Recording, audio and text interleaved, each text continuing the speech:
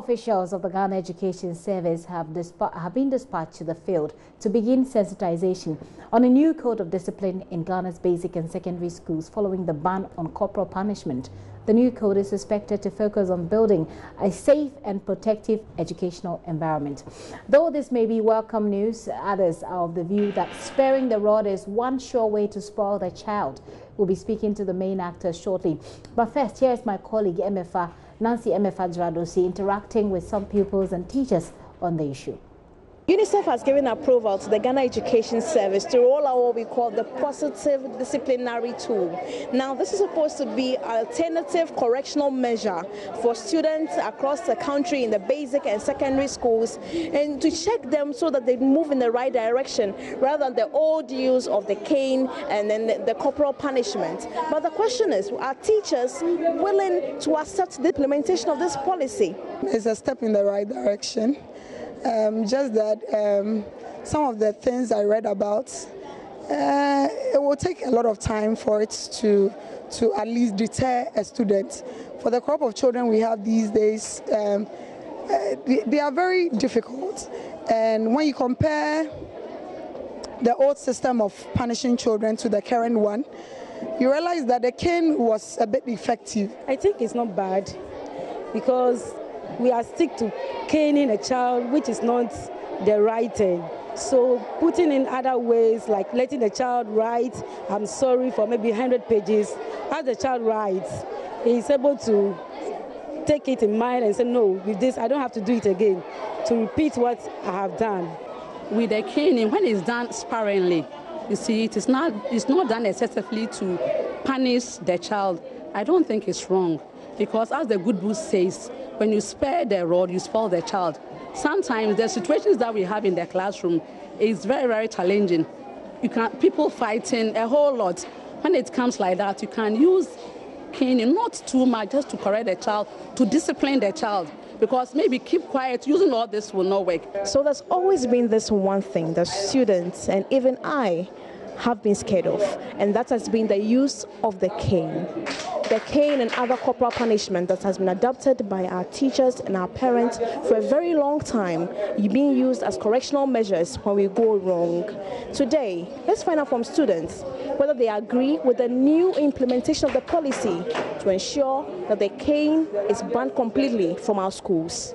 I think it's a good policy, because if they cane the child every time, sometimes the child becomes scared of the teacher, and when the child doesn't understand the topic, or the child cannot approach the teacher to tell the teacher that I don't understand the topic taught today. I think it should not be stopped in the schools, because it will serve as a deterrent to others never to commit that crime that the people who were punished committed. I think that teachers need to agree with it, and if they go against this law, they must be punished. In this system of the cane being used, the rates of indiscipline in the schools are very high. So if this caning system should be abolished, the rates of indiscipline and immorality in the school will be out of hand. A Ghanaian parent is likely to, quote, spare the rod and spoil the child if you tell them not to cane their children. However, now that we're going to be having alternative ways of punishing our students in the very basic and secondary schools across the country, what do parents and Ghanaians in general make of this plan?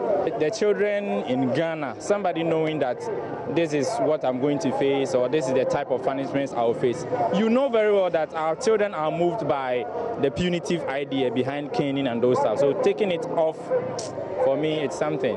I think caning should be banned, because I feel that generally in Ghana, we grow up timid. When if you compare us to the advanced countries, you realize that the children are more confident, they're expressive, and all of that. There's space to explore. So yes, if caning is banned, it will help, I think, to get rid of a bit of the fear we have in school and all of that. I don't think it should be banned. I just think it should be controlled, because I'm a person that comes from a home where they gave me a lot of beating, and it shapes you in some type of way, you understand? So I think it should be controlled, and it should be a last resort measure.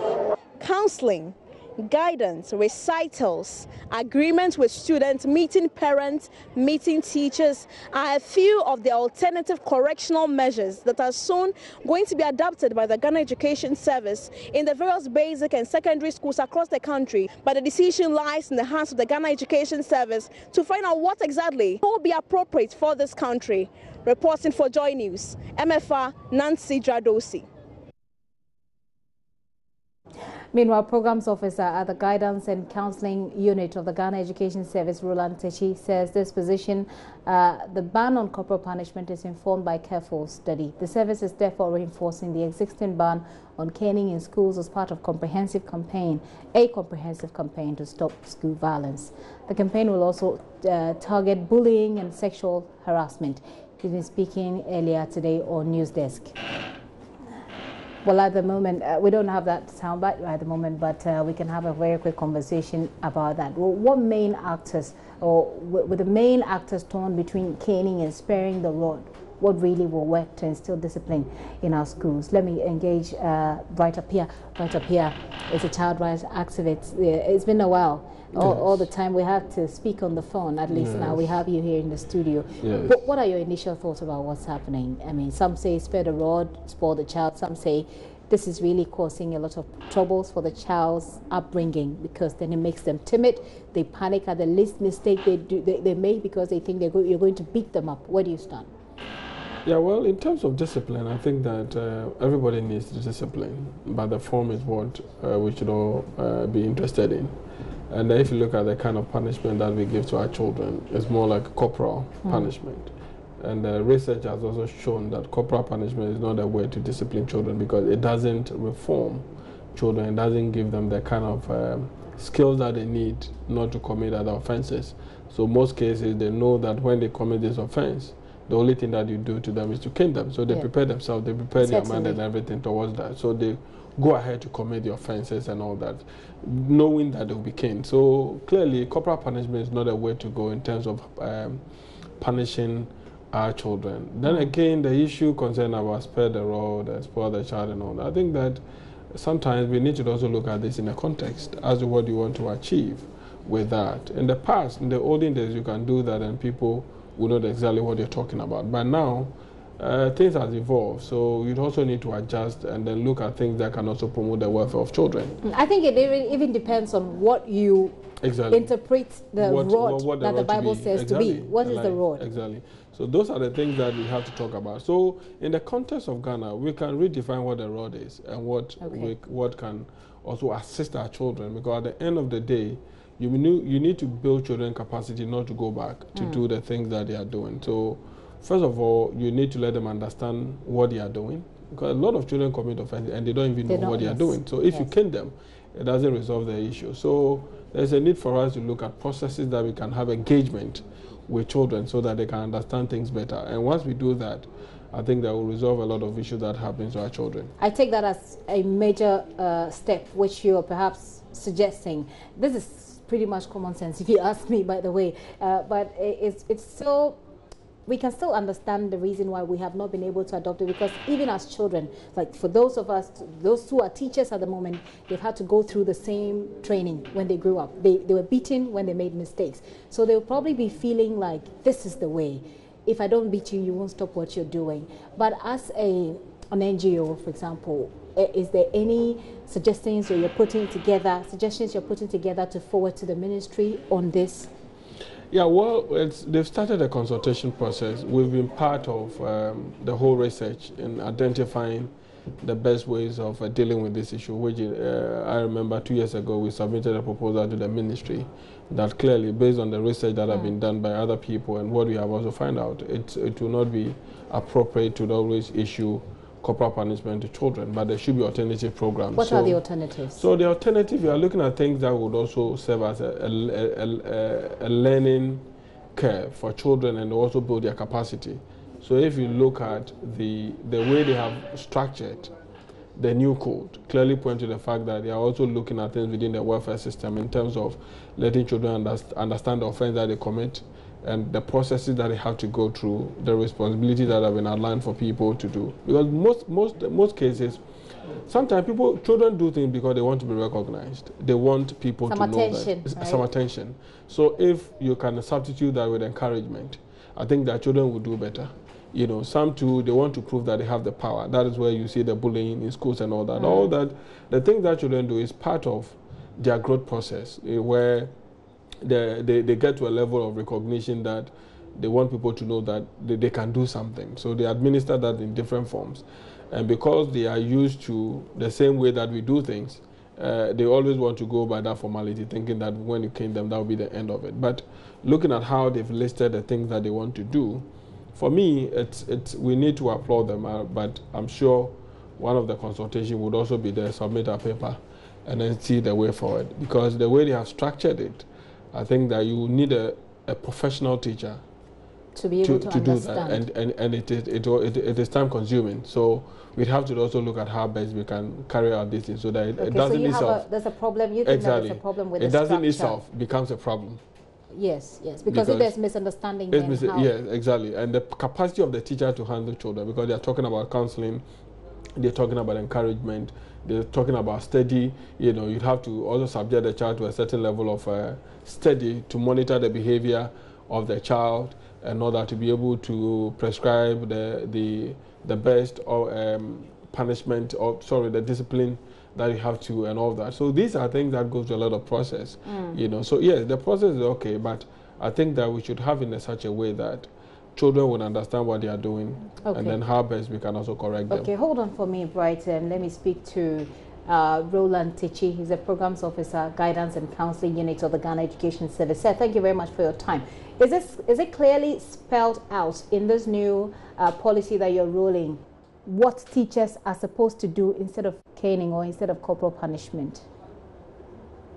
Thank you very much, my sister. But I can hardly hear you. Okay, I'm asking. Let me try again. I'm asking if it is clearly spelled out in the policy what exactly teachers are supposed to do instead of caning or corporal punishment, meting out corporal punishment to the children. Yeah, thank you very much, and good evening to your listeners or viewers. As Bright rightly put it, this corporal punishment is something that teachers in our current system experienced while they were in school, and so they think that it is the way to go. But the question is, if caning was that effective, why are we still doing it? It means that something is not right. And as we keep on saying, if we are saying that the children of today are the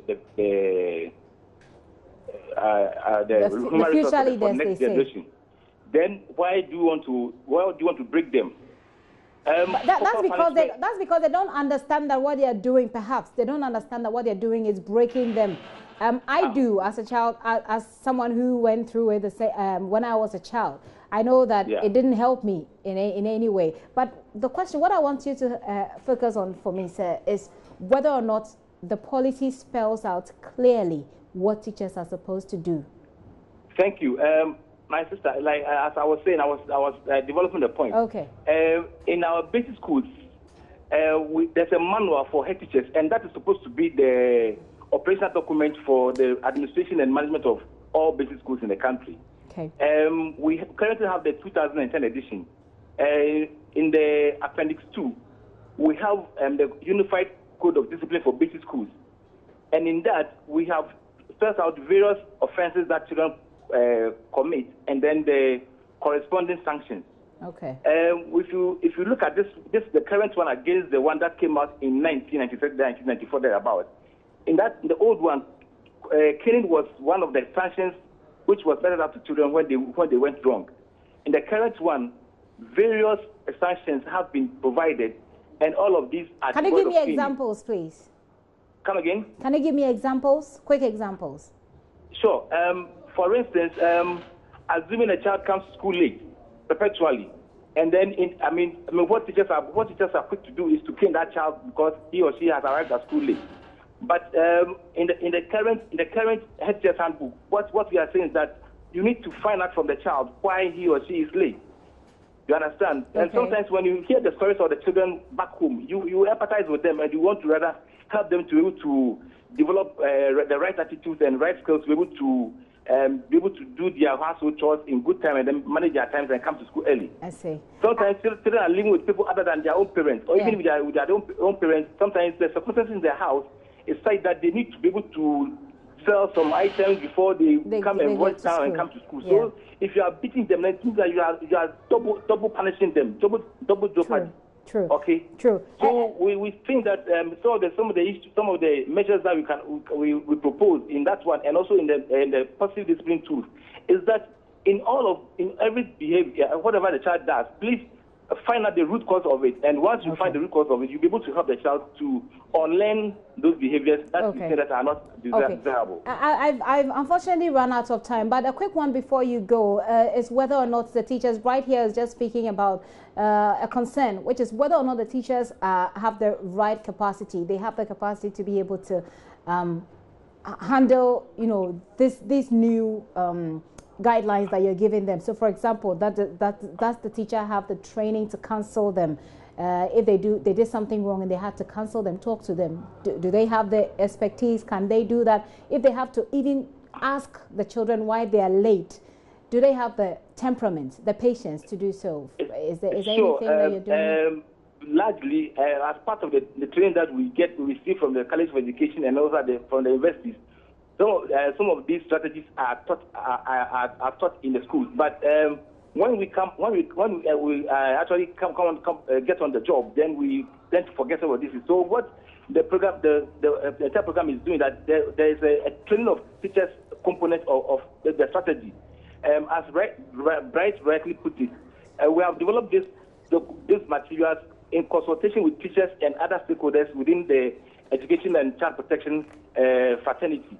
And so going forward, we propose, in fact, we've already trained some teachers in some districts already, and the program is running. Okay. And then we are hoping that going forward, all teachers in the country will receive some training on how to apply the positive discipline tools in their day-to-day interaction with their children in school. Okay, it sounds like a plan. Sir, thank you very much. We appreciate your time here on the show. I've been speaking to Roland Techi. He's a programs officer, Guidance and Counseling Unit, Ghana Education Service. Brian, let me wrap up with you quickly. What do you say to those who say that we have seen how this sounds very westernized, saying that don't cane the children, because we as Africans, as Ghanaians, I mean, I always went to school late when I was in primary school. I lived with my grandmother. You have to do a lot. And when I get to school, I get my share of the beating. And a lot of people have said that this is an African thing. It is the way we believe that we've made our children more disciplined, more grounded, for example. We've seen the kind, how children some elsewhere behave. Sometimes they throw tantrums unnecessarily, etc. What do you say, to those who say that this is going to spoil our children? Well, I don't think so. The fact that that is what we have exposed our children to do not mean that that is right. There's a new way that we can also teach them, because in the olden days, they thought that that's the only way that they can also resolve issues around children. But today's child is more sophisticated than somebody who in the past used to be. So let's find ways and means to deal with them, because clearly, I don't know which language to use, because research points to the fact that if it's about discipline, corporal punishment is not the way to go. So we should just do away with that and then find ways and means to handle our children properly. New ways of doing things. Let's see how it works. I mean, like I'm saying, I always went to school late, and there was this class 3 teacher who always beats me. I mean, she really beats me. But I developed the resistance. Yeah, exactly. I mean, I can take as many canes as... Bright, thank you so much for coming. Bright Appiah is a child rights activist there, helping us to put this matter into perspective.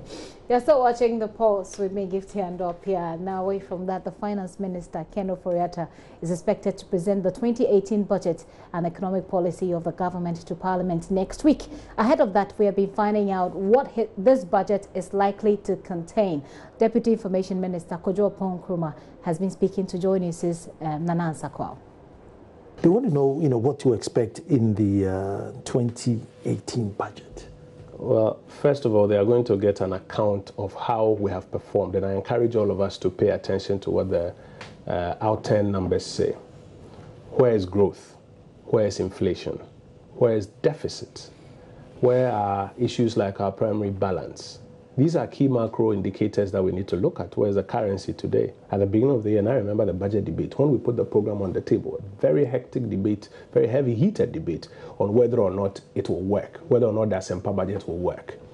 One of the first things we hear the finance minister speak about is the results. So we should pay attention to that one. We should also now pay attention to the 2018 economic policies that we are going to introduce. And I've spoken to you, for example, about jobs. Having a very clear jobs program to ensure that the question out there about jobs is answered quickly and, right before our eyes, starting from the year 2018. You also see an upscale of what we are seeking to do in agriculture, strong base of our economy. The Planting for Food and Jobs program has been very interesting. The numbers are beginning to come out and show the success. You recall initially they said army worms will collapse everything. You recall. But the numbers are coming out and are beginning to show what we are recording in that area, and therefore there's a need to upscale it. The Vice President just launched a consultative forum on the Agric Marshall Plan, which seeks to upscale the Planting for Food and Jobs program. Army worms, did we spend a bit too much because of misinformation? I don't exactly think so. I think that, you look at the challenge that is ahead of you, and you determine literally how much you need to box it. Somebody would have said we tried to kill a fly with a sledgehammer. But it was necessary to control it and to ensure that it didn't take over, destroy farms and destroy the programs that we were doing. If anybody thinks that things were outpriced, I think it's fair to raise the specifics, not general narrative. So you will hear about a step up in agriculture, like I've talked about in jobs as well. There will be a lot of investment in infrastructure, in the roads sector as well, which has been poorly funded because of a financial transaction that was done. Remember, a loan was taken, road fund was literally amortized there, so there haven't been a lot of money in that subsector. So you're going to see some significant investment in that sector as well. Just 30 seconds. With roads, why aren't we using cheap technology being used everywhere? Why is it always chippings and tar, when you can just use the laterite and seal it for rural feeder roads, just to cut down costs? There have been efforts at cutting down road costs and ensuring increased durability of our roads. You've heard the Vice President talk about the fact that we need to change some of the materials, and in some areas he's talked about some other new materials that should be used, which I think fall in line with what you are talking about. So that is also big on our agenda, to ensure that we're able to cut down the cost of some of these roads. Housing, the budget is going to touch on housing deficit? Yes, you have heard about the challenges in the housing area, the housing deficit. But what we need to do is to find an innovative way of financing or stimulating the housing sector to respond. This whole assumption that government will put up money and build buildings for people. We have tried various means. I remember from the Honorable Hackman Uso Ajiman's days up till STX from the recent government hasn't quite worked. So you will find in this new budget an attempt to stimulate the housing sector to respond. We as a party in government believe very much in private-public partnerships, and so you will see an attempt to stimulate. So government will only try to stimulate. Cleanest city in Africa, still on course? For the private sector to fire. Another one, I don't have a detail on it. You don't have the details on that one, yeah? Vulnerable groups and social interventions like LEAP, is there anything? You remember it was during the President Kufuor era that we set up the Ministry at that time of Women and Children's Affairs, and later it was restructured. It is something that is dear to our heart. You will see an investment in their budget to ensure that they can A, sustain the programs that they are doing, and B, even do a bit more. Should we expect something new in the budget, like a surprise in the budget? You should expect something different. No surprise? Different. Thank you very much, and I give you the last word. Well, I think that to attempt to say that things are not getting on the right course is just plain disingenuity. Everybody, from international partners to local partners, agrees that things are on a better course now. I think what we should do is to encourage government to stay on course. Stay on course, keep focused, don't get too excited, don't get too distracted. Focus, keep the economy stable, keep growth up, keep jobs happening, and find money also to invest in the social interventions that you promised without jeopardizing the fiscals. I think that should be our charge on government every single day. To ourselves, to colleague ministers around the table, to the government, that should be our charge. But not to attempt to say nothing has happened, everything is bad. No, we should acknowledge as a country that we are back on the right course. Now the focus is